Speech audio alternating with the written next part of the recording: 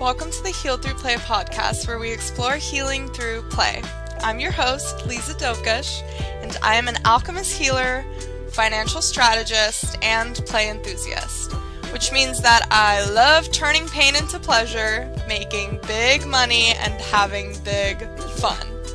My goal with this podcast is to bring light into the otherwise dark process of shadow work and healing. This podcast features guests from all walks of life who share their stories of healing mental, emotional, and even physical wounds through the magic of play. You'll hear from improvisers, comedians, artists, influencers, meme creators, and so many more incredible guests. Thanks for playing with us. Let's get into the episode.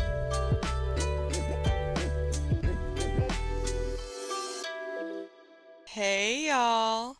I am in a very different place than where I was at the beginning of the year when I recorded this podcast. So I figured I would give y'all a little update on my life. So welcome to the solo episode with your host, Liza Dovgish. If you don't already know, welcome back. Heal Through Play. Here we are. And I'll say off the bat, my biggest focus right now is playing with money and the frequency of money, the energy of money. So since we last spoke, I have gotten licensed as a life insurance agent. I know that sounds like the most boring thing on the planet, but I promise it is not. It's been really interesting being in this business. So that's one aspect of play that is very different from me than where I was at the beginning of this year. And for y'all, it's going to be next year when you listen to this. Or actually, I'm going to release this on Christmas. So Merry Christmas. Hello, Merry Christmas. Unless you're listening later, then I don't know. Fuck you, I guess. I don't know. So, since we last spoke, money, energy of money, playing in the energy of money. Also, I have not been doing as much improv as I would like, so that has been unfortunate. And that is something that I want to change in the new year. I really want to do more improv because when I think about what I could be doing at any time in my life, with as many hours as possible without getting bored of it, without getting tired of it, it is improv. So I want to do more of that in the new year. So that's definitely a focus. And then I had some very fun manifestations recently that I will also share. But that is kind of the itinerary today, is to kind of tell you guys where I'm at, what has changed since I started this podcast. Literally after my Dark Night of the Soul was when the idea for the podcast was born. If you listen to season 1, episode 1, you know that I started this podcast coming out of the tail end of my Dark Night of the Soul. One of many, as we all experience in the spiritual path. So yeah, that's the itinerary. But what's at top of mind is money. And there's actually a part of me that feels a little bit, I don't know, I guess afraid or not fully confident in, that doesn't feel right, the confidence. Like, it doesn't feel like it's confidence. It feels more like it's maybe a bit of fear or like shame or like a squirmy feeling, you know, when you're like you on your own like really love something, but sharing it with others makes you feel a little bit like, I don't know if I'm gonna be loved and accepted if I share this part of me, you know.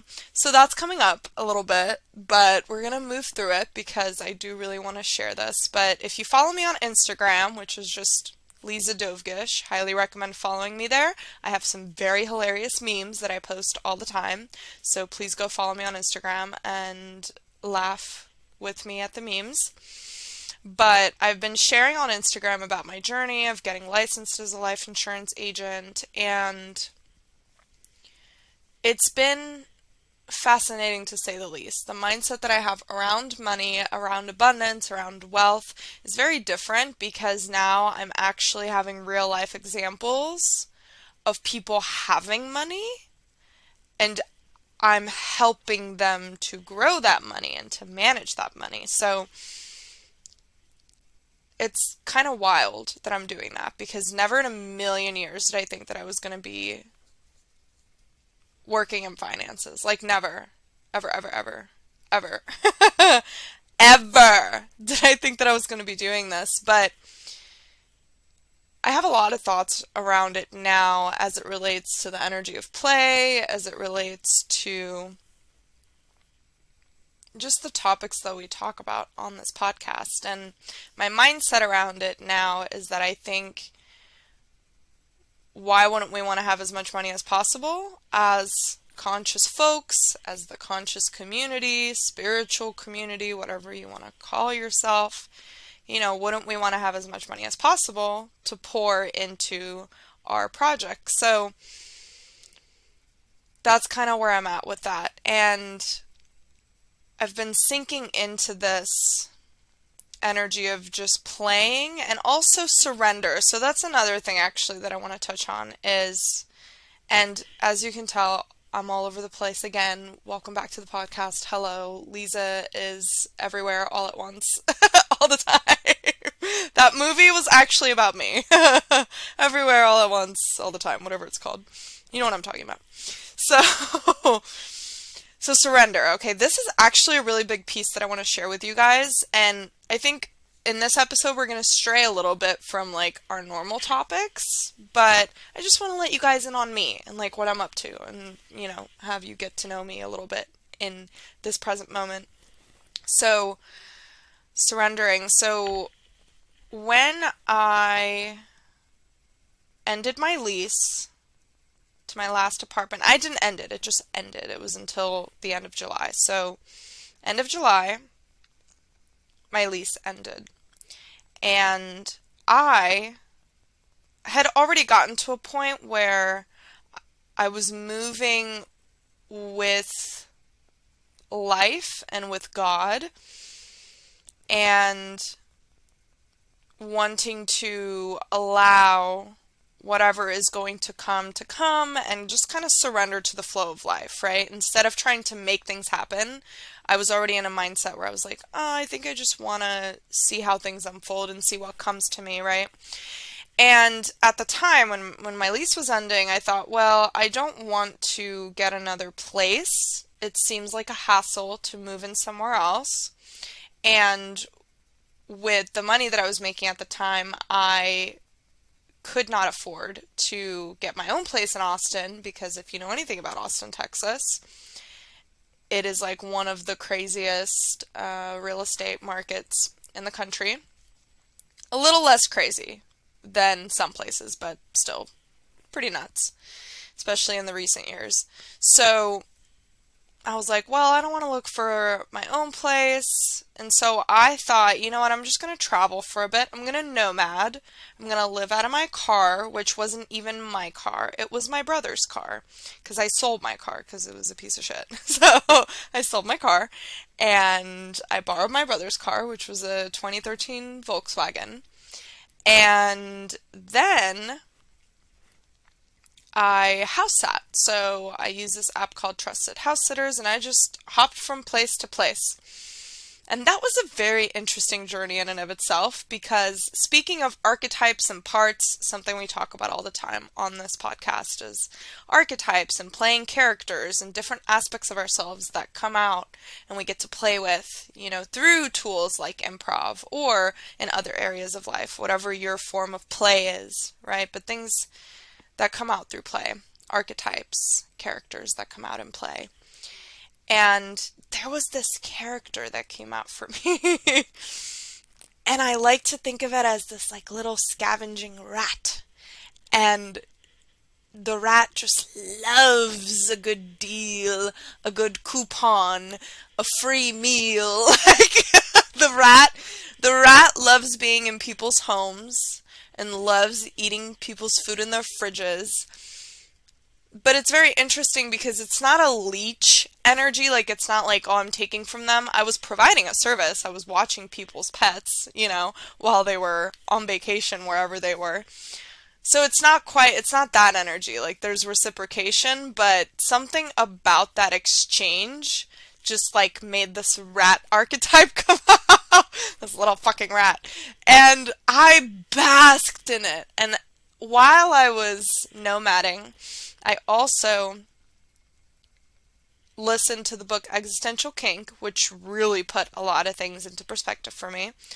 Shout out to my best friend who recommended that I read it. She's freaking incredible, intuitive channel, and was just like, hey, I think you should read this book. And she, I don't think, had even fully read it yet. So she was like, oh, I think you should read it. And I was like, okay. And then I did, and it was like exactly what I needed. So I started practicing, existential kink meditation, and then that was really useful. And so the way that connects to the rat archetype is that in existential kink, the theory is that if we believe that we are divine creators who create our own realities and we're in charge of everything that comes into our reality and we're manifesting everything, if we are to believe that as true, then wouldn't it stand to reason that all of the challenges, quote unquote challenges, and problems, quote unquote, that we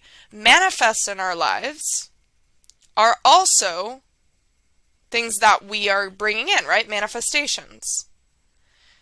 And a lot of people don't see it that way, and I think that this is where the law of attraction, this is where the gaps are in law of attraction teachings, is talking about, okay, when there are challenges that arise, when there are problems that arise, when there are situations that your conscious mind is saying, I do not want this, why is this happening, I am suffering, I am in pain, right? When those situations manifest, I think that there's this gap in our understanding with the law of attraction, with the law of assumption, whatever you want to think of it as, or whatever you want to label it. I think it's all similar. But I think there's a gap in our understanding of it, because then how do we account for these problems and these challenges that are in our lives, right? If we are the divine creators, then are we also manifesting those? And the answer is yes. So this is what existential kink is about. The existential kink is about how we manifest these challenges and these problems subconsciously. So your subconscious mind, right, which is not accessible to your conscious mind. Okay, so imagine there's your conscious mind, there's 3 levels, okay? So at the very top, there's your conscious mind. Then the second level is this little gate or bridge or whatever you want to call it, like a little block. Okay, it's like a door, right? That's blocking you, or a fence or whatever. That's blocking you from your subconscious. And the third level is the subconscious, right? And then if you study Freud's work, or I guess Carl Jung, because Carl Jung studied under Freud and then went off and did his own thing. I'm pretty sure that's the case. I don't know. I might be wrong. Don't listen to me. I'm an idiot. I'm a rat. Don't listen. Go look it up yourself. But I need "I'm an idiot, I'm a rat" on a t-shirt immediately. Can somebody do that?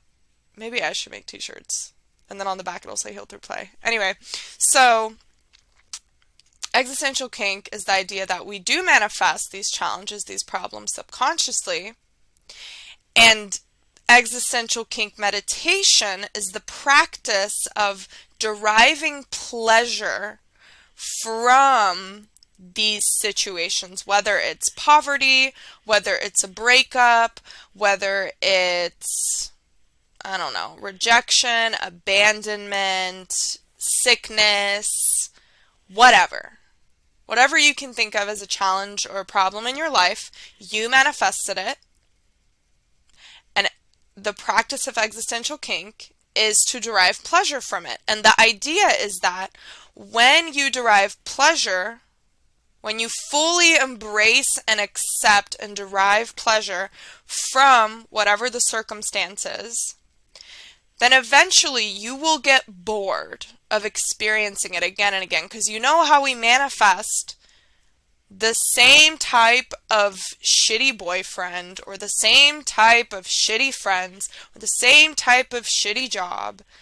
And then we're like, why do I keep getting these same patterns, the same thing? And it's because your subconscious mind literally wants to experience pleasure from this and wants to be embraced in that, but your conscious mind is like, nah, your ego, your attachments, right?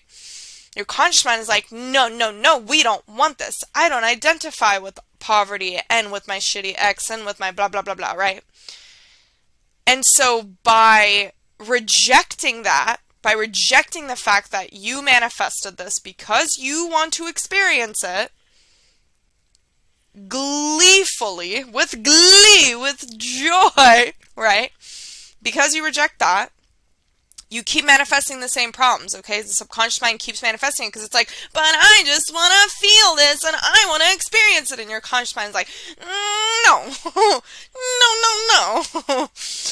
And so that's Existential Kink. So anyway, I read Existential Kink, or I listened to it on Audible, and I was like, that makes a lot of sense. So I started practicing that. And that's been very interesting, actually. There have been a lot of things that I don't know if they necessarily came from practicing existential kink or I don't know, but I do know that there have been some very interesting manifestations in my life thanks to that. So back to our little timeline of surrender, okay? How do we get to surrender phase in Liza's life? So read Existential Kink while I was nomading. It was great. Started, using it and recognizing like, oh, I am the divine creator of my life. And yes, I have manifested all these things. And yes, let me find pleasure in all of these circumstances that I'm in. So I'm nomading, I'm hanging out. Then I go to Florida, okay, for a month to visit my best friend Lau, who I mentioned earlier, who lives in Florida.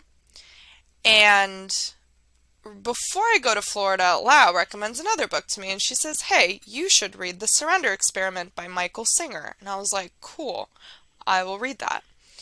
I didn't read it, I listened to it on Audible. Same thing. And so I listened to it on Audible, and I'm like, holy shit, this is exactly what I needed to hear.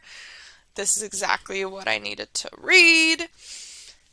And I start practicing it. And so The Surrender Experiment by Michael Singer is a book about Mickey's life, Michael Singer's life, Mickey's life, and he just shares how he basically just released all attachments to anything ever happening in his life, and he just allowed life to work its magic, to just take its course, to the point of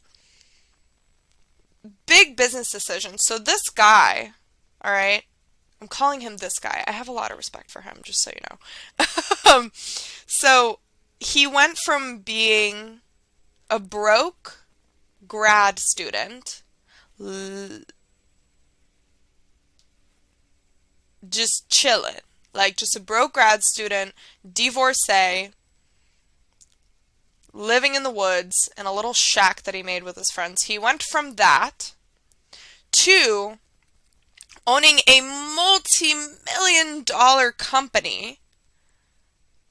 Several, actually. So he started a construction company, or rather the construction company started him. I don't know. It just manifested, And then a programming company, which then later became the basis for how insurance companies connect to hospitals. So that link, he created that, the software for that. And so then that became a massive company. So he went from, in our societal view as, oh, someone who was completely irrelevant to one of the most relevant historical figures of our time as far as technological advancements go and medical advancements and just a horde of other things. And none of it was because he sat there and was like, oh, I really want to become this great person. This guy was literally just a yogi in the woods. And all this shit just came to him. So I was like, that's dope. Highly recommend y'all read this book. It's amazing. I was like, that's dope. I want to do that. God has things in store for me that are going to be much better than anything I could possibly imagine in my measly little human rat brain. So, I was like, you know what? I'm going to just flow with life. I'm already kind of doing it. I'm going to just do it. So then, I'm in Florida. I'm just dicking around, having a good time. And then my brother calls me and he's all, Lisa, you need to get back here. I want my car back. I was like, okay, bro. I need to find an apartment before we do that. He goes, you need to figure it out. He was very rude about it. He was like, you need to figure it out. I was like, okay. So then I just kind of sat with it. And I was like, all right, well, I think that this is where I'm meant to be. Okay, I'm meant to go back home, live with my mom for a bit, because I wouldn't have a car, to get to Austin. My mom lives an hour outside of Austin, so I was like, you know what, that's just what we're going to do. That's where my energy is required. That is what I will do. It was not an easy decision to make, okay, because I'm going from, like, amazing, conscious community, beautiful things going on all the time, all my friends are here, Austin, to a bumfuck nowhere Temple, Texas, where the most exciting thing is that there's a new restaurant, So that was not an easy decision to make, but one that I did make.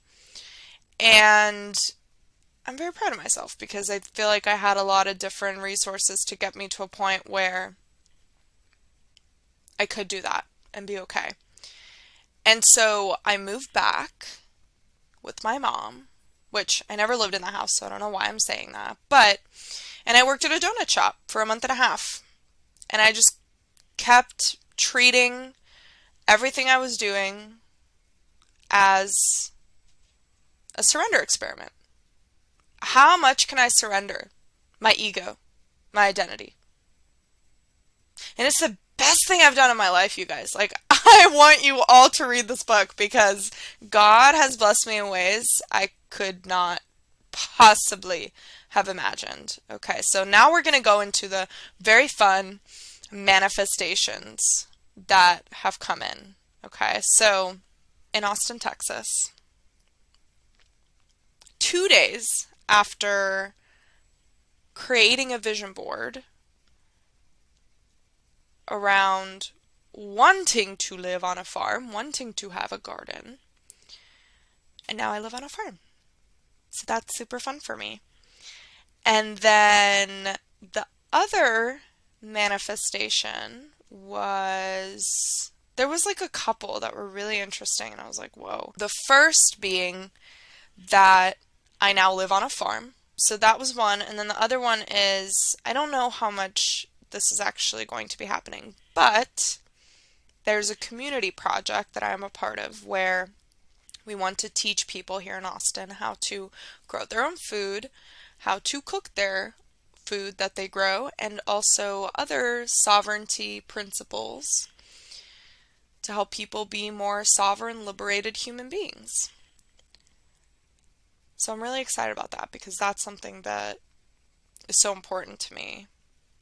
And so that also came in right at the same time. And then there's also maybe one or two romantic interests. I'm not going to keep the juicy bits from y'all. Yes, maybe a couple, I don't know, we'll see. Definitely one. Still figuring things out with that, but that's also super fun because it's someone that I had a friendship with for a while, and then it kind of developed into this, little situationship. We'll see what the actual labels are, if there are any, because this man has an aversion to labels, but that's because of his trauma, so, we're working through that. Anyway, so that's also fun, but it's very interesting because with the manifestations, right, surrendering, it's very interesting manifesting when you're in a state of surrender because it's like it feels like an arts and crafts project, like making a vision board just feels like, oh, I'm just doing this for fun. It kind of feels like painting, where it's like you paint for the sake of painting, right? Or like make music for the sake of making music. Like usually you're just doing it the same, like same thing with improv. Like you perform just for the sake of performing, right? Like I get people all the time whenever I'm doing shows that walk up to me and they're like, "Oh my God, is this your gig full time? Like, do you get paid to do this?" I'm like, "Oh, no." I'm like, "No, I don't get paid to do this. I do this for the sake of doing it because I love doing it." Not that I wouldn't like to be paid. I would love to be paid to do improv. God, yes, I want that. I am calling that in. God, please bless me with the abundance of the improv. So, but it's interesting creating vision boards and like manifesting, quote unquote, when you are in a state of surrender and when you are releasing your life to the surrender experiment that is God. Because vision boarding and manifesting literally just feels like a little arts and crafts project that I'm just doing for the sake of doing it. Like I'm just like, oh my gosh, this is so fun. And I think that it's that frequency, right, where I'm like not expecting an outcome. I'm just like, wow, I like looking at these pretty images and I would love for my life to be this, but I'm also completely open to it not being this and being something much better that God has in store for me because God will always know best because God is all knowing. An omnipotent being. Omniscient, omnipotent being.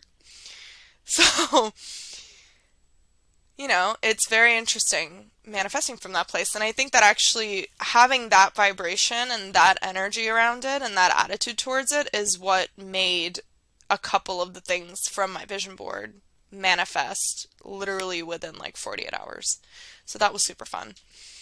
But yeah, that's kind of where I'm at, you guys. And there's actually more that I want to share on like the frequency of money and where I'm at with that.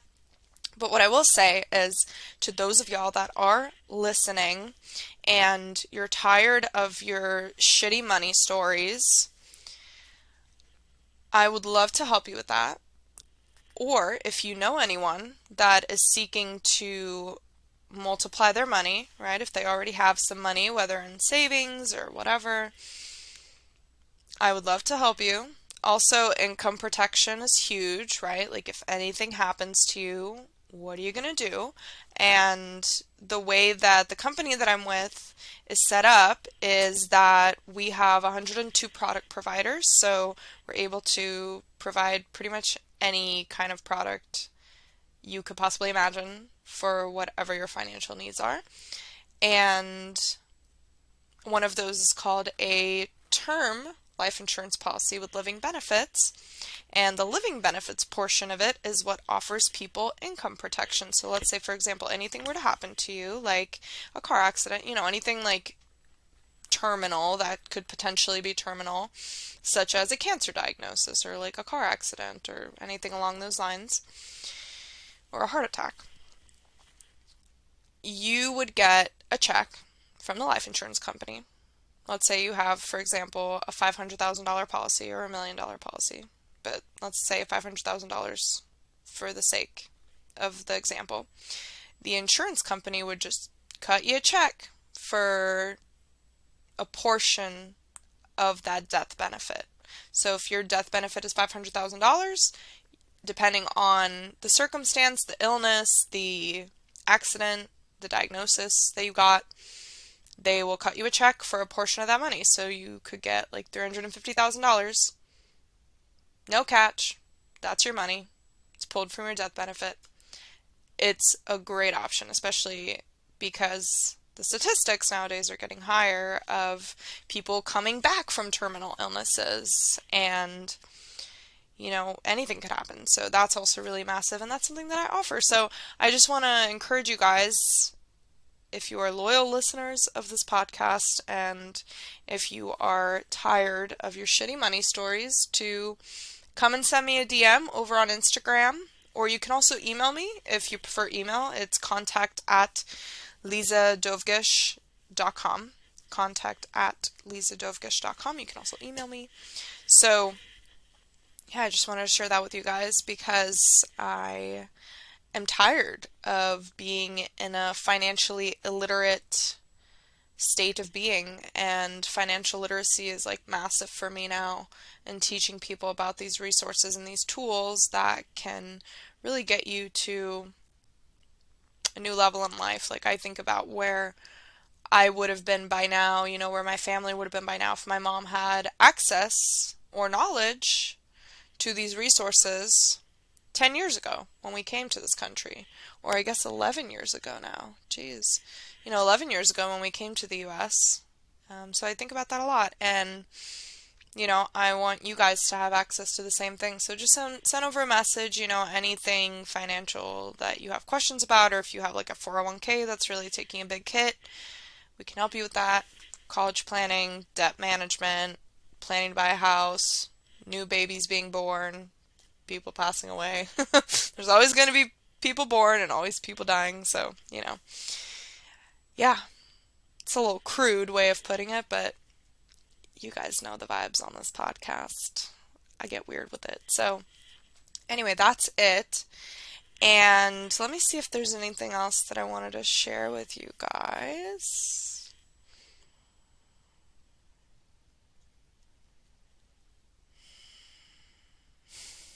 I just connected to my highest, wisest self. If you guys don't do this, highly recommend. Like, imagine the wisest, oldest version of yourself, like a old woman, like old soul, but like higher self version. And just ask her for guidance. Ask him for guidance if you use he, him pronouns, or they, them, whatever. Ask them for guidance. And I just asked her if there's anything else that I should share. And she just said love. Love with capital L. Love life. Love people. I just have like the warmest feeling in my heart. So I hope that resonated with you guys. And I look forward to another season of Heal Through Play. Oh my freaking goodness. This season is so exciting. We have Words Are Vibrations, James McCrae, on the podcast. We have Champ Perennia, creator of the Great Awakening Map. We have Dr. Vibe, who created well, no, I don't want to say the first, but he created a very incredible vibe bed, which you'll hear more about. And we have Lindsay Means, who's a human design expert, and a bunch of other incredible guests that I'm so excited for you guys to hear from in this season. And again, Merry Christmas if you're listening to this on the release date. And if not, I love you guys, and I will speak with you so very soon. Have a blessed rest of your day, morning, or night. Bye, my loves. Thank you for listening to this episode of Heal Through Play.